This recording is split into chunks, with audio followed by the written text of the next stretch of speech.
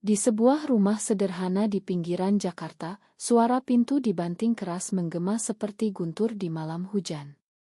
Rina, gadis berusia 24 tahun dengan rambut panjang hitam yang selalu rapi, terduduk di lantai kamarnya, air mata mengalir deras saat ibunya, Bu Siti, berteriak histeris, "Kamu bukan anakku lagi. Keluar dari rumah ini sekarang juga." Itu adalah momen ketika Bu Siti menemukan surat cinta dari pacar Rina, seorang wanita bernama Maya, dan dunia mereka runtuh seketika. Rina tidak pernah membayangkan hari itu akan datang begitu cepat. Selama bertahun-tahun, ia menyembunyikan rahasianya dengan hati-hati, takut akan reaksi keluarga yang taat beragama. Bu Siti, seorang janda berusia 50 tahun yang bekerja sebagai penjahit, selalu bangga dengan putrinya yang pintar dan sopan. Tapi sekarang, wajah Bu Siti memerah karena marah dan malu. "Bagaimana aku bisa menghadapi tetangga? Apa kata orang kampung? Kamu sudah merusak nama baik keluarga," teriaknya sambil melempar tas Rina ke arah pintu. Rina bangkit pelan, tangannya gemetar. "Bu, tolong dengar aku. Aku mencintai Maya. Ini bukan pilihan, ini siapa aku." Tapi Bu Siti menutup telinga, matanya penuh kecuan yang dalam. Malam itu, Rina meninggalkan rumah dengan hanya tas kecil berisi pakaian dan buku kuliahnya. Ia berjalan di jalanan gelap Jakarta, hujan mulai turun deras, membasahi tubuhnya yang lelah. Maya, pacarnya yang berusia 25 tahun dengan rambut bergelombang pendek dan senyum yang selalu menyemangati, menunggu di sebuah kai kecil di kawasan Blok M saat Rina tiba, basah kuyup. Maya memeluknya erat. "Aku di sini, Rin. Kita akan lewati ini bersama." Tapi di balik pelukan itu, Rina merasakan beban berat. Ia telah kehilangan rumah, keluarga, dan mungkin masa depannya. Bu Siti, di rumah, duduk sendirian di kursi goyang, memegang oto keluarga lama, air matanya jatuh diam-diam. Ia tahu keputusannya itu mungkin salah. Tapi harga diri dan norma masyarakat yang ketat di Indonesia membuatnya tak punya pilihan lain. Keesokan harinya, Rina mulai mencari tempat tinggal sementara. Maya, yang bekerja sebagai desainer grafis di sebuah agensi kecil, menawarkan apartemen mungilnya di kawasan Tebet. "Kamu bisa tinggal di sini dulu," kata Maya sambil menyeduh kopi pagi. Rina mengangguk, tapi matanya kosong. "Aku takut, Mai. Kuliahku hampir selesai, tapi tanpa dukungan Bu, bagaimana aku bayar dan pekerjaan? Siapa yang mau pekerjakan gadis seperti aku jika rahasia ini bocor?" Maya duduk di sebelahnya, memegang tangannya. "Kita cari jalan keluar. Aku punya teman di komunitas LGBT, mereka bisa bantu." Tapi Rina ragu. Di Indonesia, di mana undang-undang anti-LGBT semakin ketat, bergabung dengan komunitas bisa berisiko. Ia ingat cerita teman-temannya yang diusir dari kerja atau bahkan dianiaya.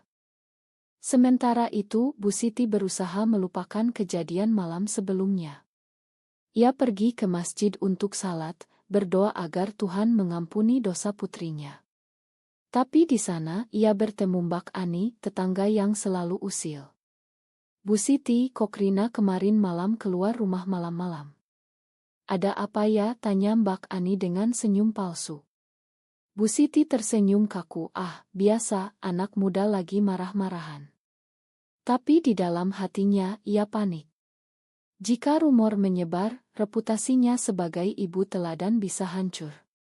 Malam itu, ia menelepon adiknya, Pak Budi, yang tinggal di Bandung. "Budi, Rina. Dia suka sesama jenis. Aku sudah usir dia." Pak Budi diam sejenak, lalu berkata, "Kak, kamu benar. Di agama kita, itu haram. Tapi jangan biarkan dia kembali, nanti malah bawa sial." Bu Siti menangis pelan, merasa sendirian dalam keputusannya. Rina dan Maya mulai membangun kehidupan baru. Maya memperkenalkan Rina ke teman-temannya di sebuah pertemuan rahasia di kai tertutup. Di sana, Rina bertemu Lina, seorang aktris berusia 30 tahun yang pernah mengalami hal serupa. Aku dulu juga diusir keluarga.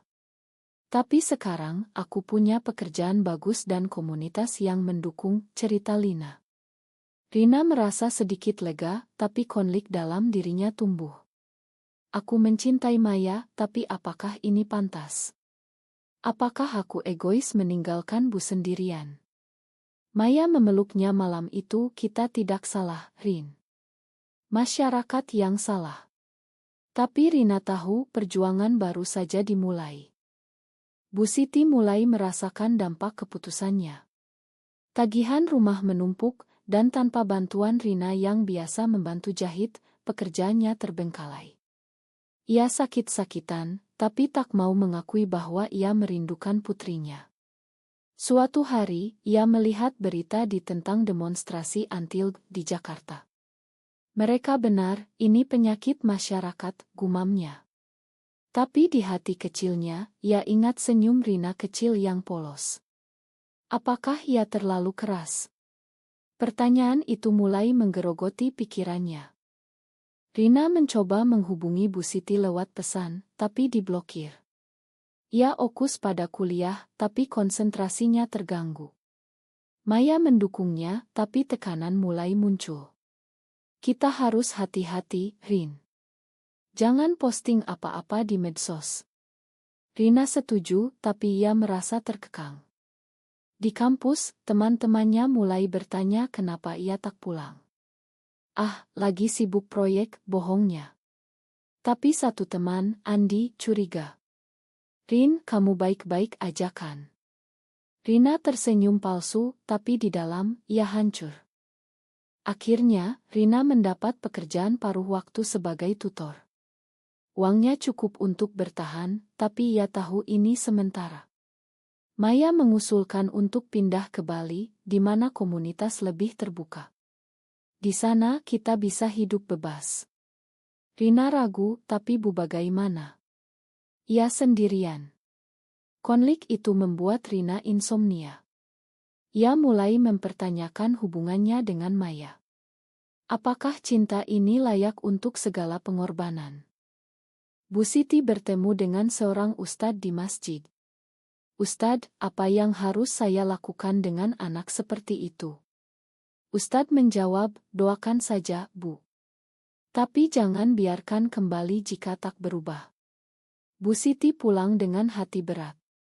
Malam itu, ia mimpi tentang Rina kecil, dan terbangun menangis. Mungkin ia perlu memikirkan ulang. Beberapa minggu berlalu, Rina mulai menyesuaikan diri dengan kehidupan barunya. Apartemen Maya kecil tapi nyaman, dihiasi poster-poster seni yang mencerminkan jiwa kreatif Maya. Setiap pagi, mereka sarapan bersama, berbicara tentang mimpi-mimpi mereka. Aku ingin kita punya rumah sendiri suatu hari, kata Maya sambil mencium kening Rina. Tapi di balik kebahagiaan itu, Rina merasakan kekosongan. Ia sering menatap ponsel, berharap pesan dari Bu Siti. Mai, aku kangen Bu. Mungkin aku harus pulang dan minta maaf. Maya menggeleng, jangan, Rin. Ya yang usir kamu. Beri waktu. Tapi Rina tahu waktu tak akan menyembuhkan luka ini begitu saja. Di kampus, Rina bertemu dengan dosen pembimbingnya, Pro. Hadi. Rina, skripsimu bagus, tapi kamu kelihatan lelah. Ada masalah, tanya Pro. Hadi dengan prihatin. Rina ragu sejenak, lalu curhat separuh hati. Masalah keluarga, Pro. Pro. Hadi mengangguk, di Indonesia, keluarga adalah segalanya. Tapi kadang kita harus pilih jalan sendiri. Kata-kata itu membuat Rina berpikir. Apakah ia benar-benar siap meninggalkan semuanya demi Maya? Sementara itu, Bu Siti mulai merasakan kesepian yang mendalam. Rumah terasa hampa tanpa suara Rina. Ia sering memasak makanan favorit Rina, tapi akhirnya dimakan sendirian. Suatu hari, Mbak Ani datang lagi, Bu, dengar-dengar Rina tinggal dengan teman wanitanya. Apa benar? Bu Siti terkejut, dari mana kamu tahu? Bak Ani tersenyum licik, orang kampung sudah gosip. Katanya, Rina lesbian. Bu Siti marah, jangan sebarkan itnah. Tapi di dalam, ia tahu rumor itu benar. Malam itu, ia menelepon Pak Budi lagi. Budi, gosip sudah menyebar. Apa aku salah usir dia? Pak Budi tegas, tidak, Kak. Ini ujian dari Tuhan. Tahan saja. Tapi Bu Siti mulai ragu. Rina dan Maya menghadiri pertemuan komunitas LGBT di sebuah rumah aman di Jakarta Selatan. Di sana mereka mendengar cerita dari orang lain. Seorang wanita bernama Sari menceritakan bagaimana ia kehilangan pekerjaan karena orientasinya bocor. Hati-hati, girls. Di sini, hukum bisa anytime dipakai lawan kita. Rina ketakutan, tapi Maya optimis. Kita kuat bersama. Setelah pertemuan, mereka pulang, tapi Rina merasa diawasi. Mai, aku takut. Bagaimana jika keluarga Maya tahu? Maya tertawa, keluargaku lebih terbuka. Ayahku di luar negeri, ibuku sibuk bisnis. Tapi Rina tahu, itu tak selamanya aman. Bu Siti memutuskan untuk mencari tahu di mana Rina tinggal. Ia bertanya ke teman Rina di kampus dan mendapat alamat apartemen Maya. Dengan hati berdebar, ia pergi ke sana. Saat tiba, ia melihat Rina dan Maya berjalan bergandengan. Jantungnya seperti berhenti. Astagfirullah, gumamnya. Ia pulang tanpa bertemu, tapi keputusannya semakin goyah. Apakah ia bisa menerima ini? Rina mendapat tawaran pekerjaan di sebuah perusahaan startup sebagai analis data. Ini kesempatan bagus, Rin, kata Maya excited. Tapi saat wawancara, bertanya tentang latar belakang keluarga. Rina bohong, ibu saya mendukung.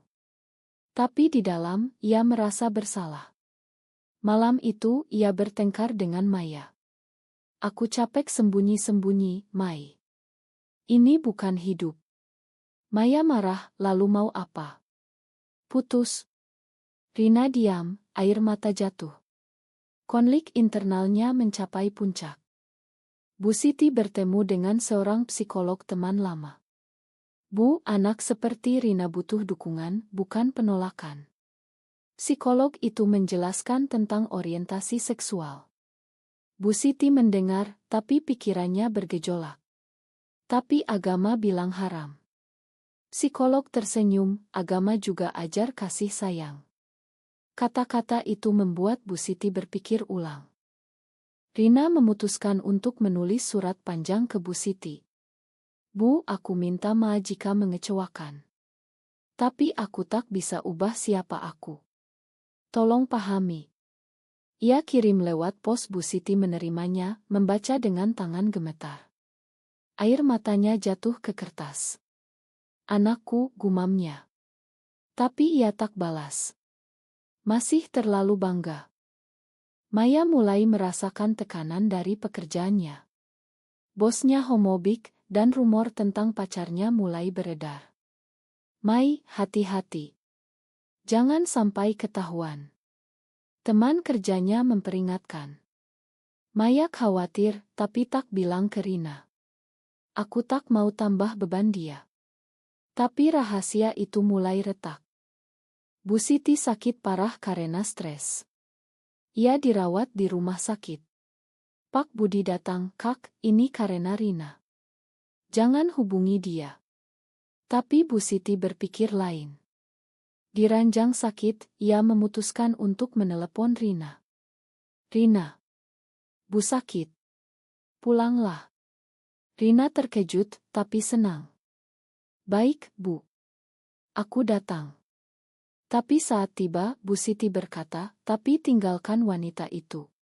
Rina hancur. Bu, aku tak bisa. Ia pergi lagi, meninggalkan Bu Siti sendirian. Keputusan itu membuat keduanya semakin terluka. Setelah pertemuan di rumah sakit, Rina semakin terpuruk. Ia kembali ke apartemen Maya dengan wajah pucat. Bu minta aku tinggalkan kamu, Mai. Maya memeluknya, jangan dengar. Ia manipulati. Tapi Rina ragu. Apakah Bu Siti benar-benar sakit atau ini jebakan? Konflik moral menyiksa dirinya. Ia mulai menjauh dari Maya, tidur di sofa. Aku butuh waktu, katanya. Maya sedih, tapi mengerti. Aku tunggu kamu, Rin. Bu Siti pulang dari rumah sakit, tapi kesehatannya belum pulih. Pak Budi tinggal sementara untuk bantu. Kak, lupakan Rina. Ia sudah rusak.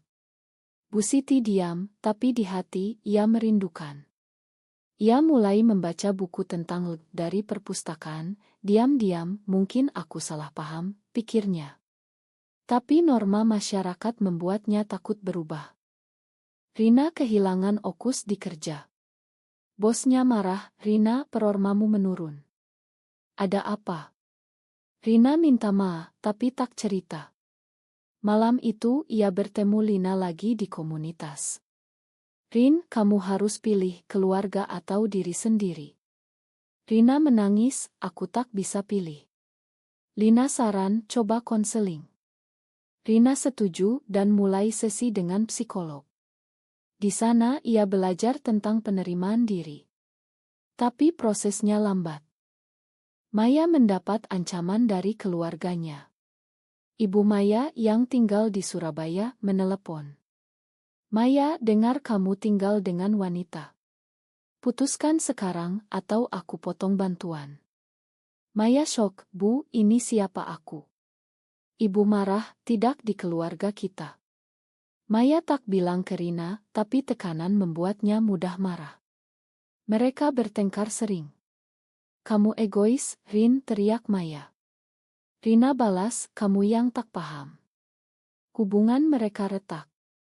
Bu Siti memutuskan untuk bertemu Ustadz lagi. Ustadz, jika anakku lesbian, apa aku harus tolak dia selamanya?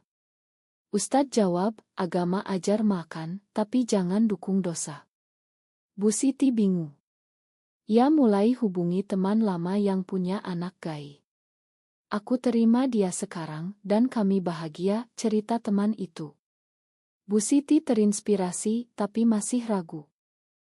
Rina dapat kabar Bu Siti sakit lagi. Ia pergi ke rumah, tapi Pak Budi halangi. Kamu tak boleh masuk. Kamu bawa sial. Rina marah, ini ibuku. Mereka bertengkar, dan Rina pergi.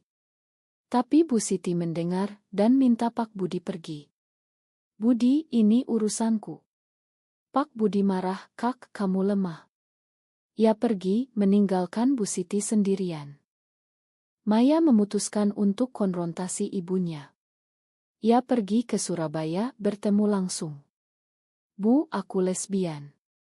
Terima atau tidak? Ibu menangis, kamu hancurkan hati aku.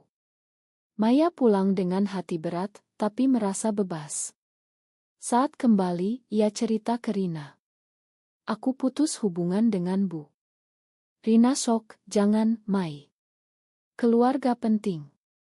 Ini membuat mereka semakin jauh.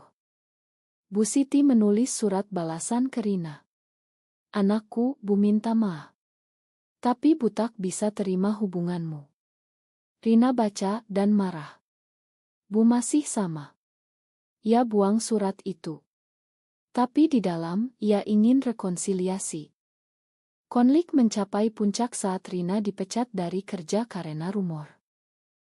Rina, perusahaan tak mau kontroversi. Rina hancur, menyalahkan diri sendiri. Maya coba hibur, tapi Rina tolak. Ini karena kita, Mai. Maya marah, lalu mau putus. Rina diam malam itu, mereka pisah ranjang. Bu Siti bergabung dengan kelompok orang tua secara online. Di sana, ia belajar banyak. Aku dulu tolak anakku, sekarang aku menyesal, cerita satu orang. Bu Siti mulai berubah. Ia putuskan untuk bertemu Rina tanpa syarat. Rina dan Maya berada di ambang putus. Mai, mungkin kita butuh jeda, kata Rina dengan suara lemah. Maya menangis, jangan, Rin. Kita sudah lewati banyak. Tapi Rina pergi tinggal sementara di rumah Lina. Di sana ia renungkan semuanya. Aku cinta Maya, tapi harga yang dibayar terlalu mahal. Lina nasihat, pikirkan kebahagiaanmu sendiri. Bu Siti pergi ke apartemen Maya, tapi tak ketemu Rina. Maya buka pintu, Bu, Rina tak di sini. Bu Siti terkejut, kalian bertengkar. Maya angguk, karena Bu Siti duduk, aku salah. Tolong bilang Rina, Bu mau bicara. Maya ragu, tapi setuju. Rina dapat pesan dari Maya. Bu kamu datang. Mau Ma? Rina tak percaya, tapi pergi bertemu di kain netral.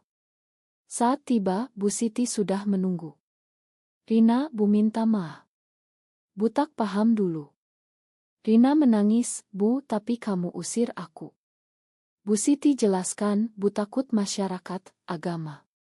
Tapi sekarang, Bu sadar keluarga lebih penting. Mereka peluk, tapi Rina tanya, Bu terima Maya. Bu Siti diam, Bu coba. Itu langkah kecil, tapi berarti. Maya senang dengar kabar. Akhirnya, Rin. Tapi ibu Maya masih tolak. Maya putuskan untuk pindah ke Bali sendirian. Aku butuh ruang, Rin. Kamu urus keluargamu dulu. Rina sedih, jangan pergi. Tapi Maya tegas, ini untuk kita.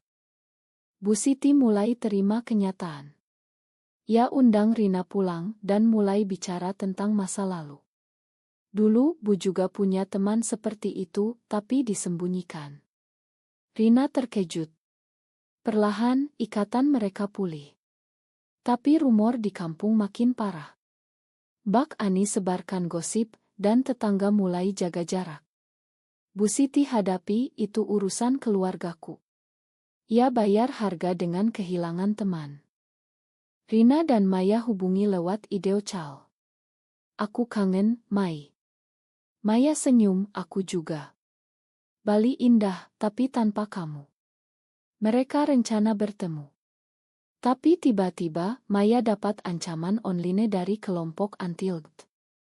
Hati-hati, kami tahu alamatmu. Maya panik, bilang ke Rina. Rina khawatir, pulanglah ke Jakarta. Maya ragu, di sini lebih aman. Bu Siti tahu dari Rina. Bawa dia ke sini, Rin. Bu lindungi kalian. Rina terharu. Ini perubahan besar. Maya pulang dan bertemu Bu Siti. Terima kasih, Bu. Bu Siti angguk, jaga Rina baik-baik. Tapi di dalam, ia masih perjuangkan hati nuraninya. Konflik baru muncul saat Pak Budi tahu. Ia datang marah, Kak, kamu gila. Terima dosa itu. Bu Siti tegas, ini anakku. Keluar jika tak suka. Pak Budi pergi, memutus hubungan. Bu Siti bayar harga dengan kehilangan saudara. Rina dan Maya mulai bangun kembali. Mereka cari pekerjaan baru dan bergabung komunitas lebih aktif. Tapi tekanan sosial tetap ada. Suatu hari, mereka ikut demonstrasi hak di Jakarta.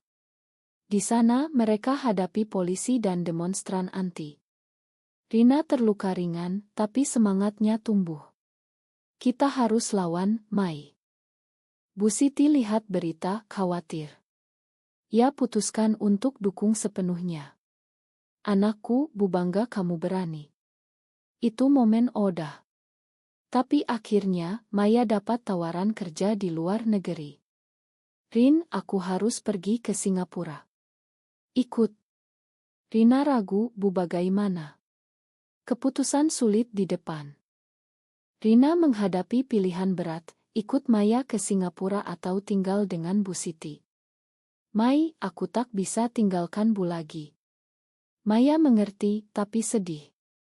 Lalu kita Rina angguk, kita coba. Maya pergi, meninggalkan Rina dengan janji.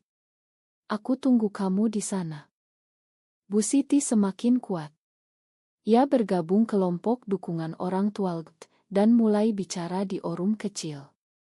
Dulu aku tolak anakku, sekarang aku menyesal.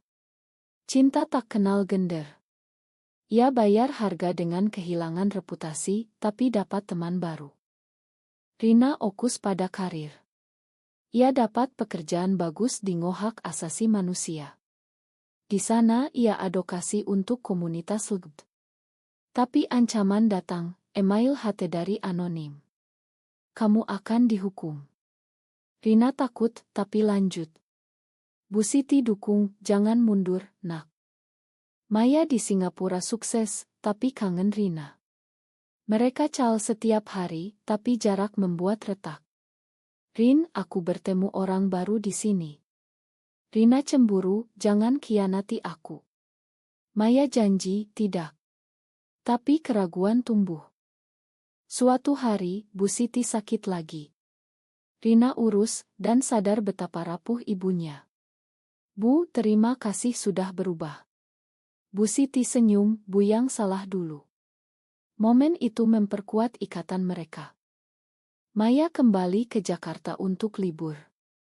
Mereka bertemu, tapi ada ketegangan.